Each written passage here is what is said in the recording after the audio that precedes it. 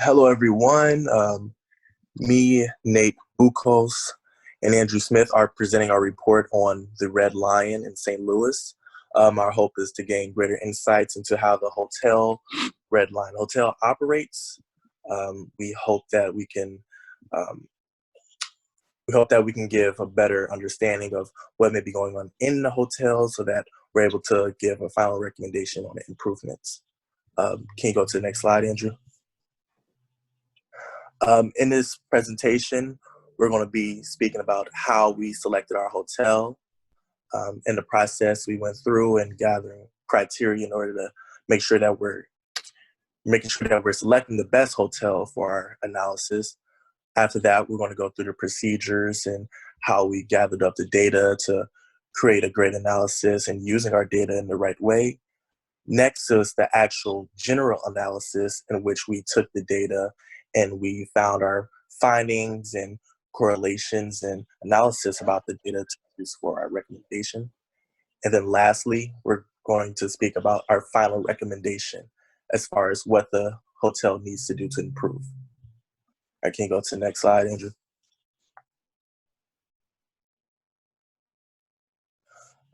Within the selection of our hotel, we want to make sure that it's located in a great place in the city, and we figure that downtown would be best.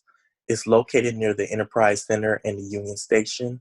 Therefore, it's located near a variety of different tourist attractions and also a short drive away from the riverfront.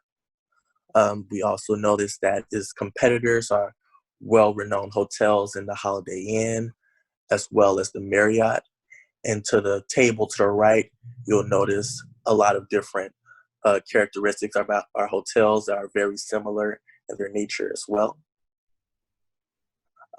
We looked at these prices in different ranges, including the weekend, a regular weekend, a holiday weekend, a regular weekend, and as well as a full week.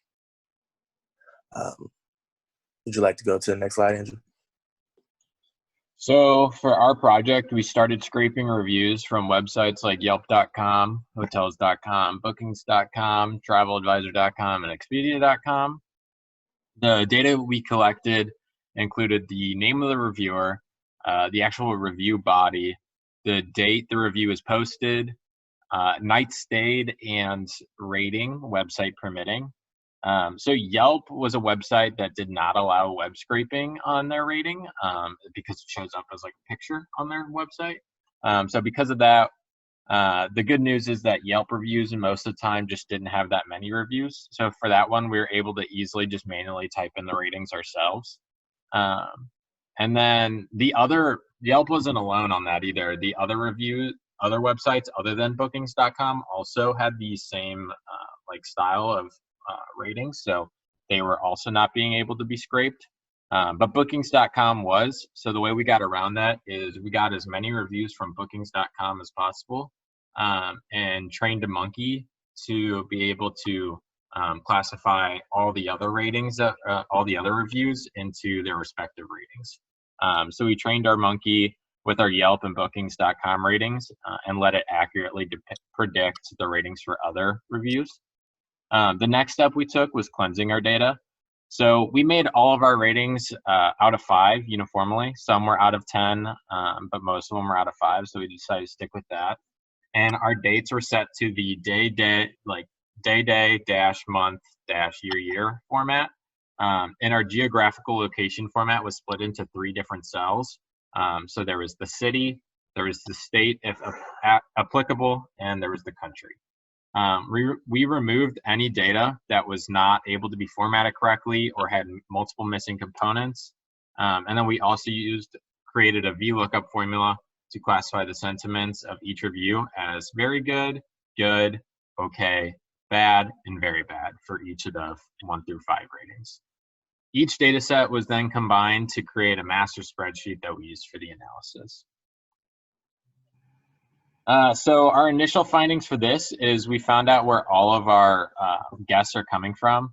As you can see, a large portion are coming from in-state and then in Illinois, just right out of state.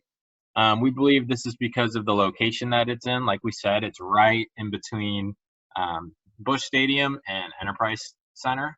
And so we believe this is just some like people who are a little bit further out of town, taking that weekend getaway to go catch a game.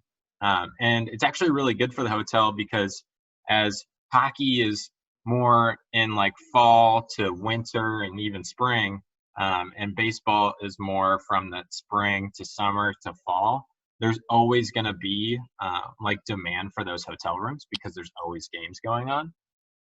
And so that's really good for just all seasons occupancy.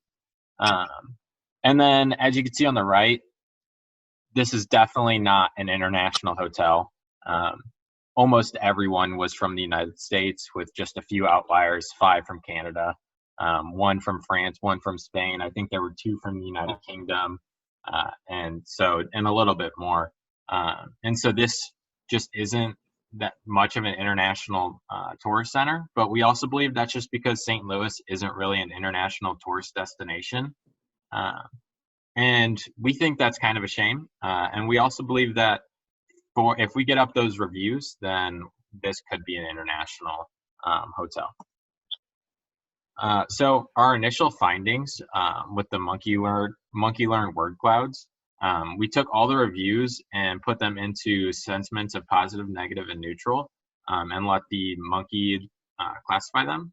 And so as you can see with the positive, words like comfy bed, happy, arena, reasonable price, room comfortable, those were all very frequently used words.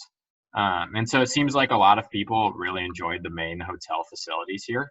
But then we get to, the neutral ones. And you start to see words like dusty, rude staff, reluctantly, new towels. And then as you can see, the negative one, it's the same thing, rude, smelled like, people classifying it as a motel, never stay. And so we found out that I think the major problem of this hotel, especially just looking at these keywords, is inconsistency, because a lot of people thought that the beds were comfy and that the rooms were nice. And a lot of people thought that it was really dirty and the staff was rude. And so we as you'll see in further findings, we decided that inconsistency was one of the major downfalls. So kind of jumping into the analysis of our competitors, we did a similar thing with the sentiment word analysis. For the Holiday Inn, we noticed on the overall word cloud, some similar words are popping up between it and the Red Lion, including some room problems with cleanliness as well as rude staff. But we also see words like happy and attractions popping up. So that implies there is still going to be some positive reviews for the Holiday Inn like there is for the Red Lion. But to what degree those will be different, we have yet to see. And then in the Marriott, we see they have some amenities that we are not able to offer at the Red Lion just because of our downtown urban location, like a pond.